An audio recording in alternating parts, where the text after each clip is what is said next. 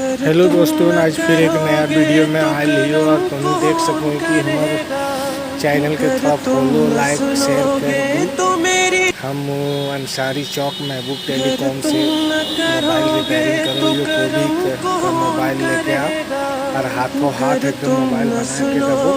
कोई टेंशन ना। अगर किसी भी तरह के फ़ोन अगर ऐसे भी घारा में फेंकल धारल हो तो ला के हमारे साथ बेच सको ही, उचित दाम में हम खरीद लेबो।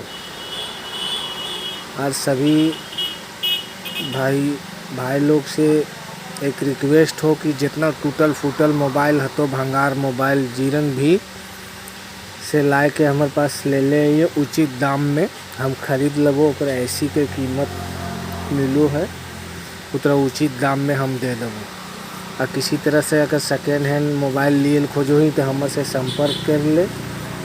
हमार पता हो अंसारी चौक तेतरामू जे बोलू धरधरो से महबूब टेलीकॉम।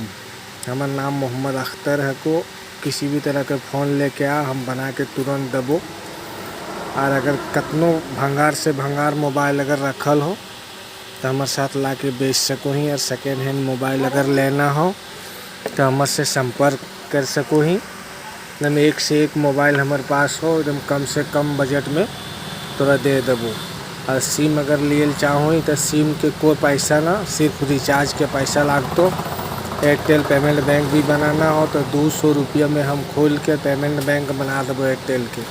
कभी पैसा उसा ना करतो, 5 लाख के इंश्योरेंस रहते।